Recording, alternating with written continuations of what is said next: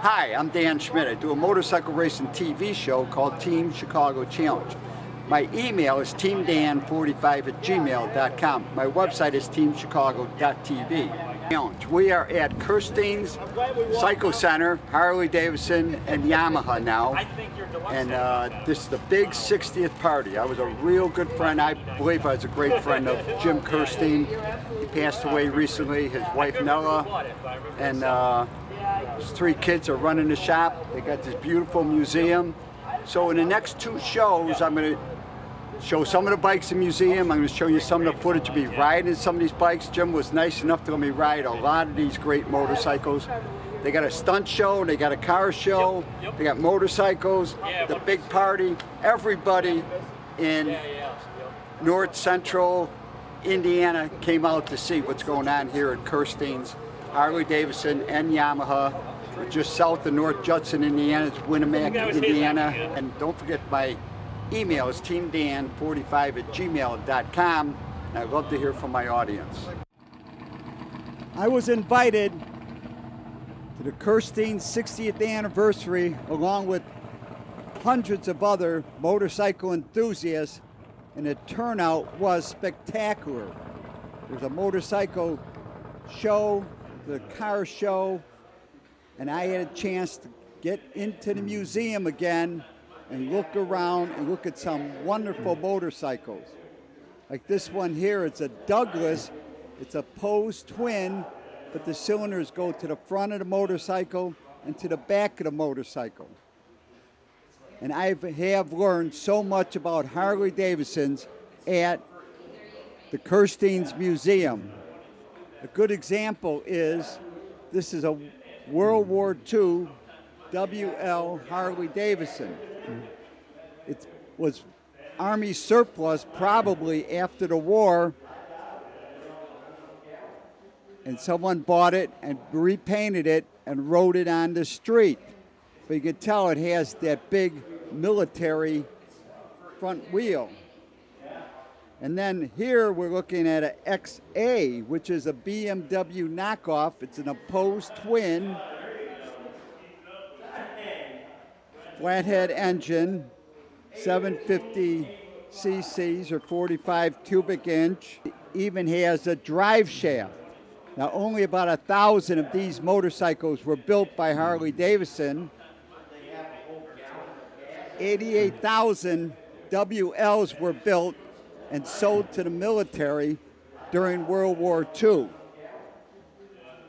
which is a greater number than Indians. Indians only sold about 25,000 motorcycles to the military during World War II. Now we're looking at a dual glide.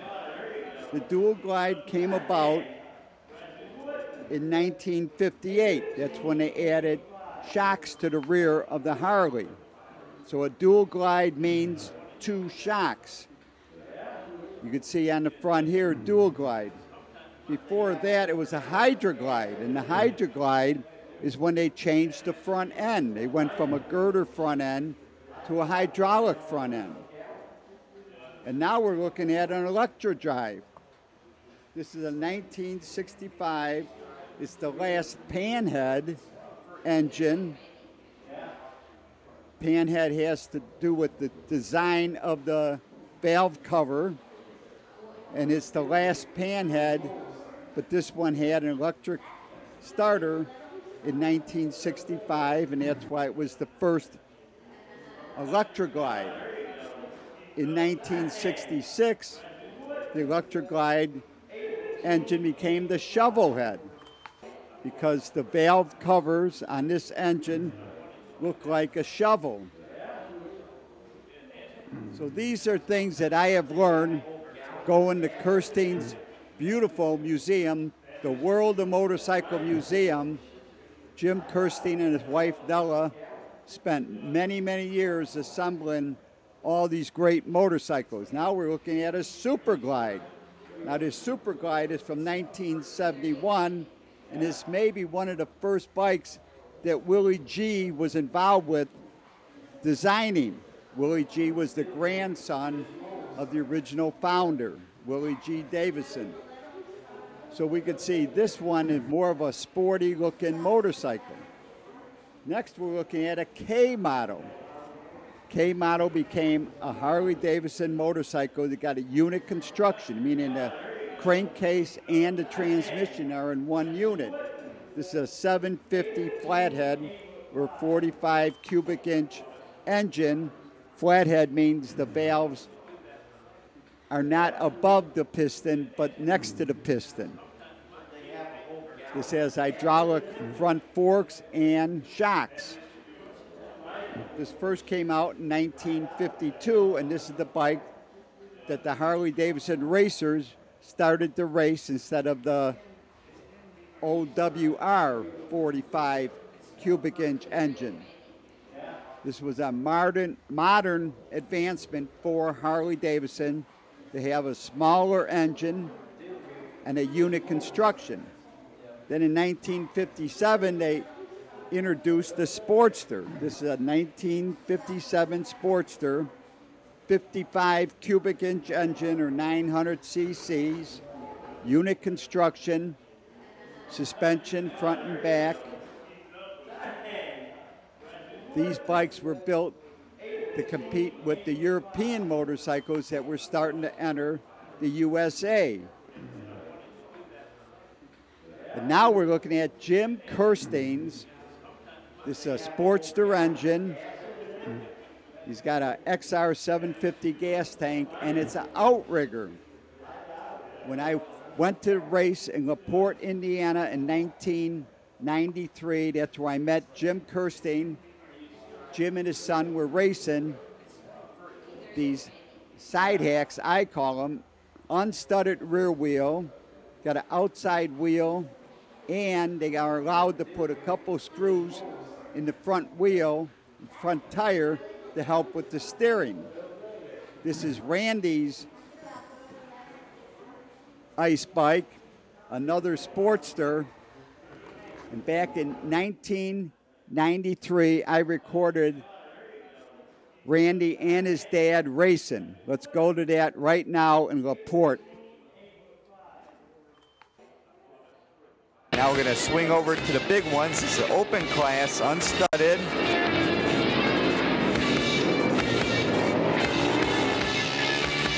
Got some Harley-Davidsons out there. Look at them extended front ends, huh? All you out there that wonder whatever happened to those extended forks that were so popular during the 80s. Here's where they put these extended forks in front of the Harley to get some traction. Leading now, number 35 is Randy Kirstein. Right behind him looks like 101. It's Ernie Stambo. Leading is Randy Kirstein. In third place, Jim Kirstein. This must be family affair running these outriggers. But leading, number 35, Randy Kirstein. Second place, Ernie Stumble. Third place, Jim Kirstein. Fourth place is Drew Gatewood. And fifth,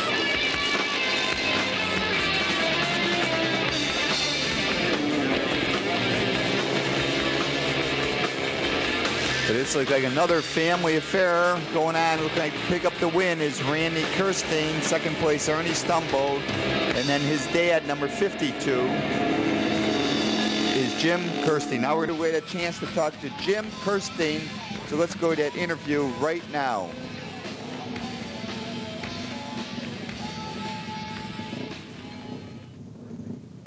I'm with Jim Kirstein from, tell me the town again. North Judson, Indiana. All right, so where's North Judson, Indiana? About 35 miles straight south of here. Okay, so, see, where would that be near? What's the biggest town? Is that a pretty good size town? That's the biggest town. We're 1,700 population. Okay. Now you got this gorgeous Harley Sportster, correct? Right. And what year is it? 1970. Okay, now I noticed you got this added on. You got this third wheel, so, because where we race up north in Illinois, we never run outriggers. So why don't you give me an explanation of what an outrigger is? Well, this is a nice working outfit, and I started back in the late 50s doing this. Now, technology has changed a lot, and we're going a lot faster than we did back then. So our third wheel out here has had to be modified to keep up with competition. and it works really good. It's just great fun. I look forward to the wintertime coming for this ice racing thing. Okay, now this is non-studded? So you run a non-studded outrigger class? That's correct, with a tractionized rear tire, and boy, there's a lot of work that goes into tractionizing that tire. Well, why don't you give me, so that making a bunch of holes in the knob or softening up the rubber? Or? Well, my son come up with an old tire groover, and that's got hot razor blades in it. And with the use of those, we cut them up in about a 30-second. All the knobs are cut into little 32nd inch squares, and it makes a tremendous amount of difference. So this thing really works. So this bike puts out probably somewhere around 60, 65 horsepower, 70 maybe? Oh yeah, every bit of that. We're really getting rolling. And what size engine is this? A 900 or? This is an old 900. Yes, it used to have a 750 in it, and I put a 900 in it. Okay, so you say you've been ice racing now for 30 years? Over? It must be good 30 years, 40 maybe. Okay, how old are you? I'm 56. Okay, so you feel as young now as when you used to race 30 years ago, 35 years ago? It makes me feel good. Yeah. I love it. So you don't do anything in the summer. You ride a street bike, though, right? Oh, yeah, I've got a big Harley. Okay. I put on at least 10,000 miles a year. But you don't race anywhere in the summer. I mean, in the summer, right? No. I run some runs, but no racing. No racing. So this gives you an opportunity to come out in the wintertime, to mix it up with some of the younger guys, even though most of these Harleys, I'm going to do a pan shot of these Harley Davidson so everybody can see this group of Harleys we got here. But and now you guys all friends, you swap stories and swap buys, and you don't give them your secrets on how to do your tire, do you? Well, I got to tell you the truth. This one here is my son. Okay. He's 25, okay. And the next one is my service manager. See, I've got a Harley shop. Now they built these up to beat me. Okay. And they were beating me. And so last week, they worked till midnight and after, one morning till 3 o'clock in the morning, setting mine up to where I am more competitive with them. And I think that's absolutely tremendous.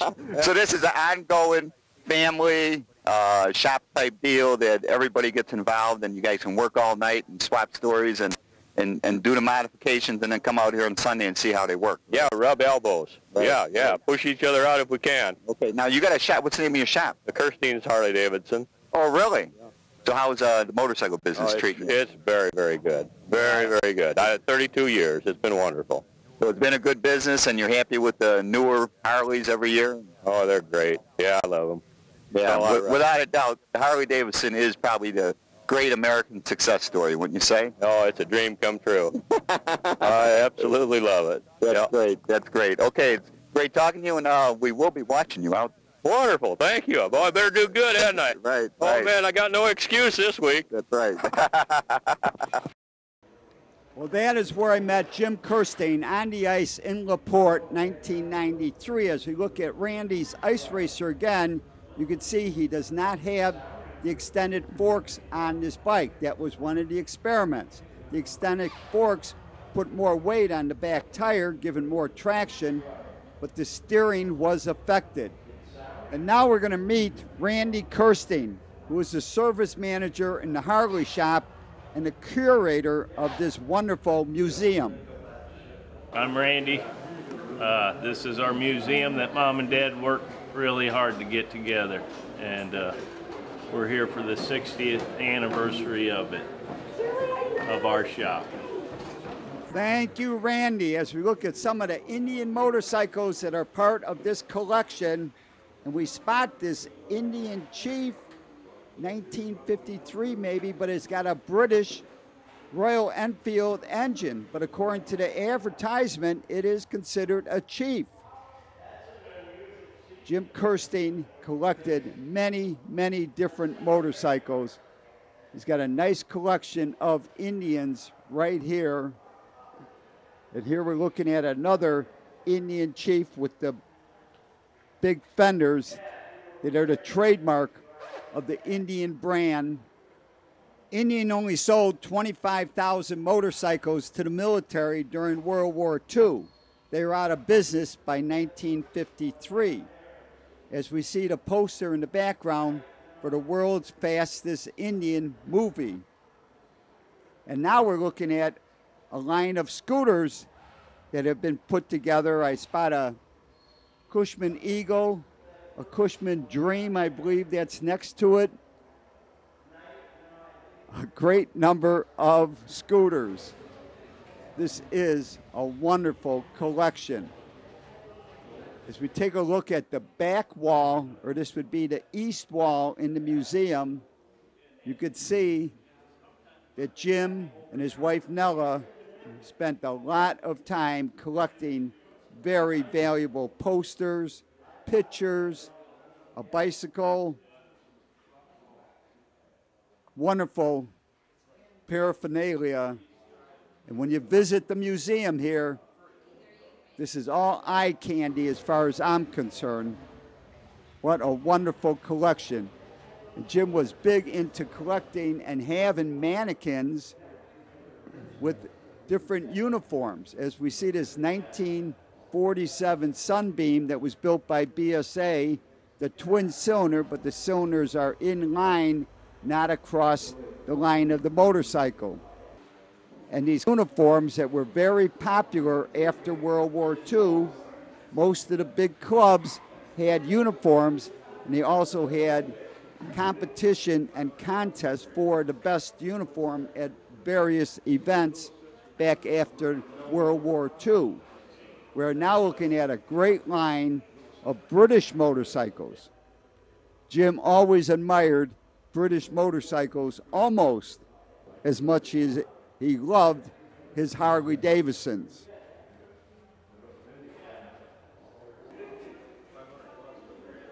There's also a great collection of Japanese motorcycles. Jim was a Kawasaki dealer. In fact, he raced with Kawasaki's. We'll get to that story in the next show. As you can see, he's got a good number of bicycles, mopeds, Kawasaki's, where he was a dealer for Kawasaki, Yamaha. He's a Yamaha dealer. In fact, Kirstein's Cycle Center was part of sponsoring Team Chicago when I was racing the WERA National Endurance Series.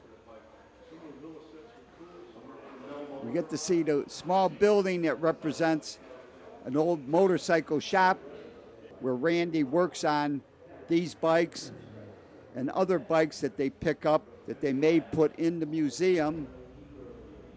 This is such a wonderful collection.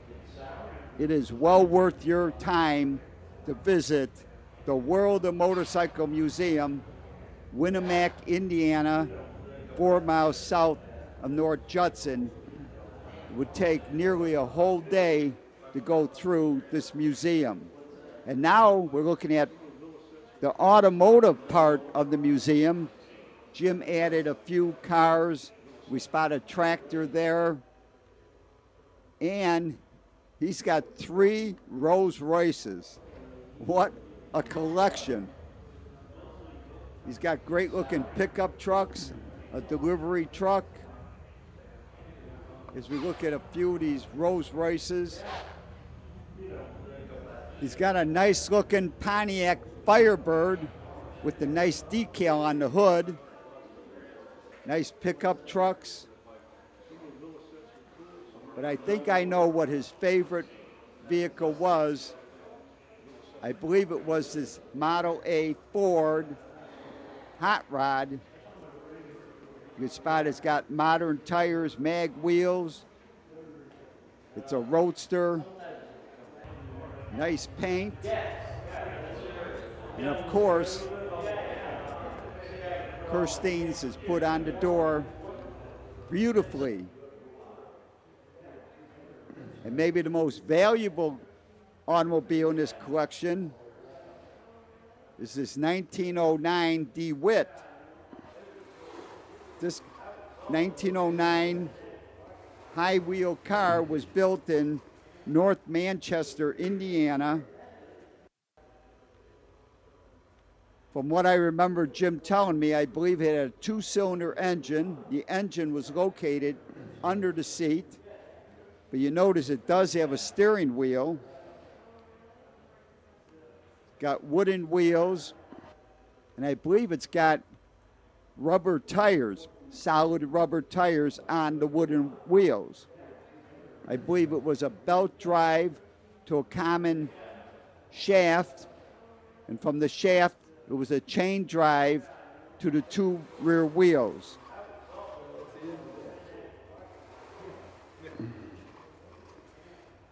Nearly every vehicle in this collection has great value.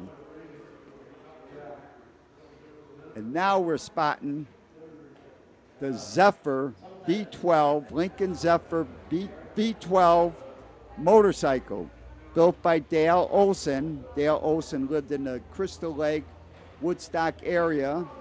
He was known for building V8 Fords, motorcycles, flatheads, but he found this Zephyr motor and built this bike, and Jim bought this bike to have it in the collection. Now this bike here has got the Ford V8. And the Ford V8 flathead is very interesting because it's one of the first V8 engines built with a solid block. The heads are bolted onto a block, but it was really a great engineering feat back in 1932 by Henry Ford. This V12 Zephyr could be a 267 cubic inch, 292 cubic inch, or a 306 cubic inch engine. What a chance of a lifetime. What a thrill coming down the Kirsteins. I didn't even know he had this motorcycle. I seen it up at Woodstock at one of Walneck's swap meets. Dale Olson was there. I was so impressed with this motorcycle. Never in a million years did I think I would get a chance to ride this bike. It's one speed with a clutch. You just gotta feed the clutch, feed the gas, and get it rolling. There was plenty of torque here. A V12. Well, you big dog owners, this bike here just makes them big dogs look like little puppies. Dale Olson, what a craftsman. He told me he searched high and low for a V12 motor. He ended up finding one just 5 miles from his home. Custom built the frame, custom built this motorcycle. It rides absolutely perfect. In fact, this one has less of an engine torque than the V8. Following me is Phil Young. He's on the V8 Ford, the small block Ford. But this bike feels absolutely great. Rides nice. As I look for the intersection coming up, beautiful Indiana, what a place to do a road test.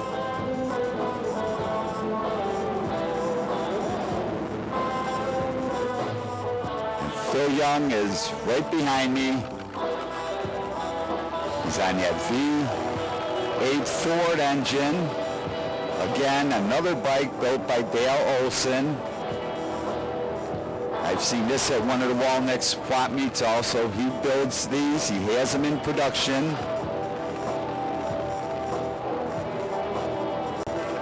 But a complete craftsman. This bike ran great also. If you want a big motorcycle, something that will turn heads, then this is the bike for you. What a great bike. And I believe you could cruise as far as you want to go. Very comfortable bike. Now it's a rigid tail, and on this one Jim added a Springer seat.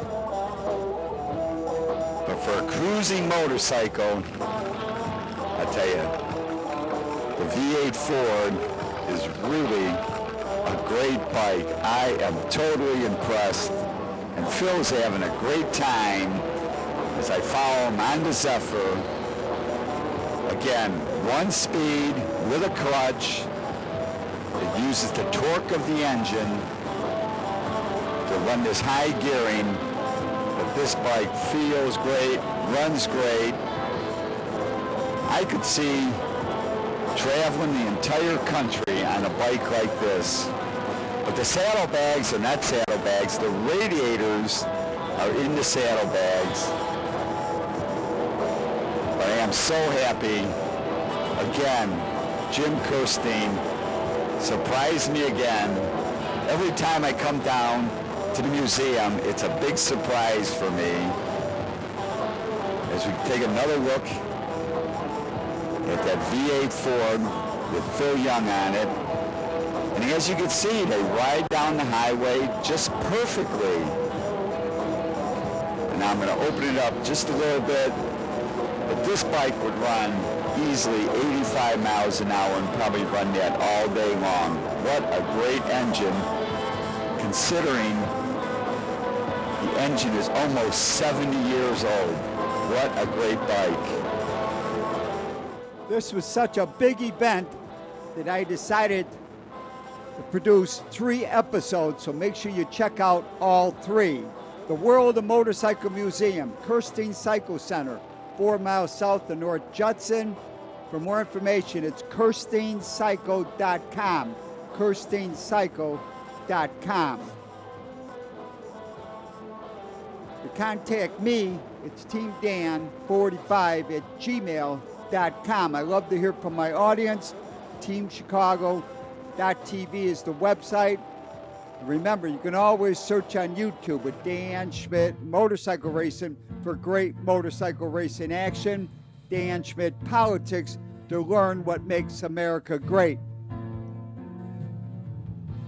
And I highly encourage you to make plans to visit the World of Motorcycle Museum off Indiana 39, Winamac, Indiana, 4 miles south of North Judson. Give them a call first at 574-896-3172.